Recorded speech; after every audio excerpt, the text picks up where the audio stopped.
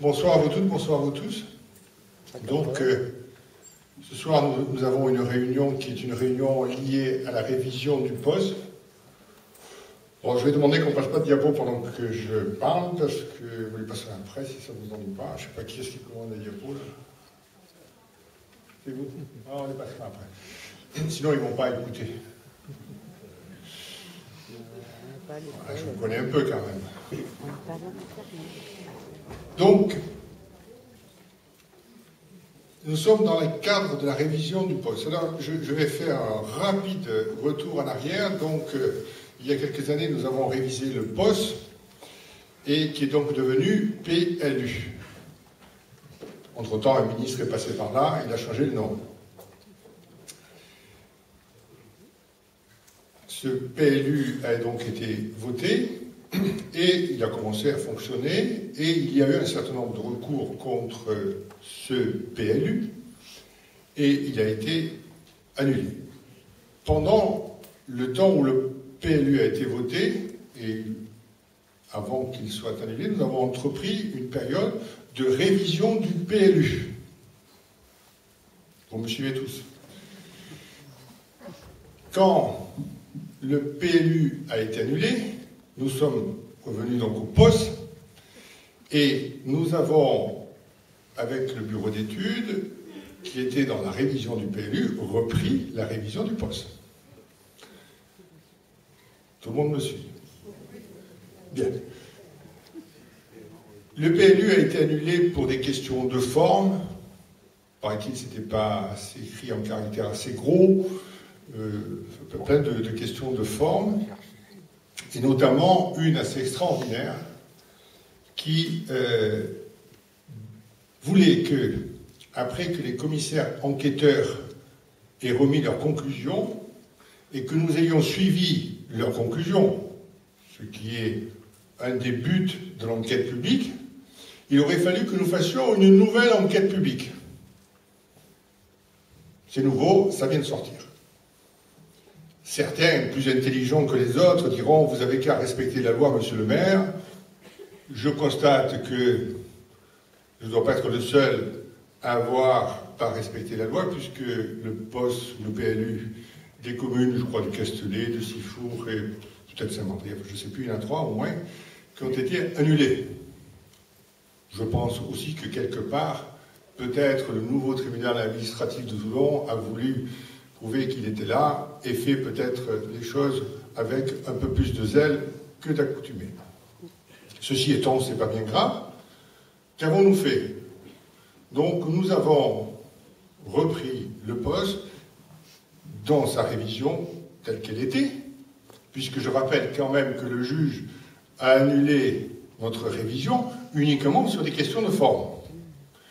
Uniquement sur des questions de forme, et pas du tout sur le sens que nous avions donné à la révision. Je crois que c'est important. Donc nous avons repris tel que nous l'avions fait dans la première révision.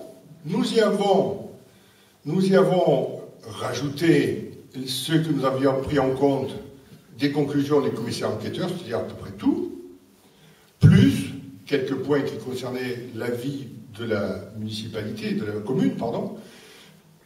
Et voilà aujourd'hui le document qui va être soumis à enquête publique.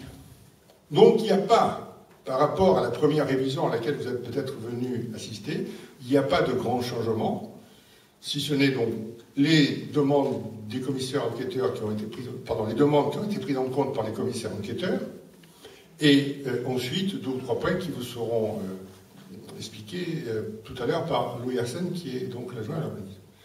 Voilà les choses telles qu'elles sont. Il n'y a pas de changement sur le fond. Je vais vous parler un peu du futur. Donc là, dans l'immédiat, il y a cette réunion publique. Vous avez vu qu'on a déjà diffusé une première lettre, bientôt une deuxième lettre. Il y a déjà 2, oui. Donc bientôt une 3e lettre qui vous est remise dans votre boîte aux lettres concernant donc, la révision qui est en cours. Ce sont les termes de la loi, dans les mêmes tailles de caractères que le mieux vivre. Donc, parce que je dis ça parce que si quelqu'un fait un recours en disant que ce n'est pas écrit assez gros, il faudra qu'il m'explique comment il fait pour lire le mieux vivre depuis 20 ans.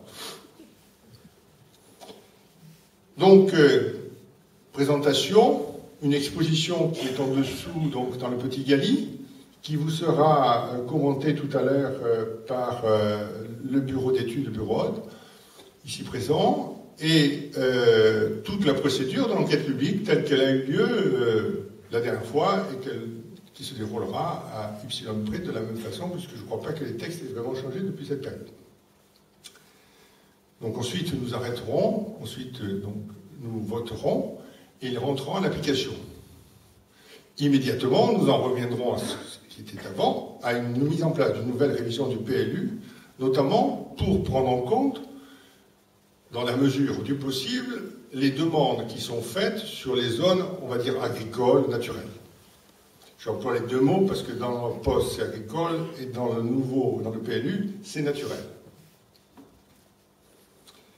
Certains qui sont ici aujourd'hui peuvent être contrariés de savoir qu'il va falloir attendre de nouveau. Je n'y peux rien, on nous a retardé dans notre démarche. Je dis c'était purement de l'obstruction, puisque sur le fond, le juge n'a pas trouvé à redire. Et d'autre part, que toutes les questions de forme ayant été listées par le juge, aujourd'hui, on va essayer de ne pas faire les mêmes erreurs. C'est-à-dire, on a écrit plus gros, je ne me souviens plus là, les différentes questions qui avaient été évoquées par le jugement.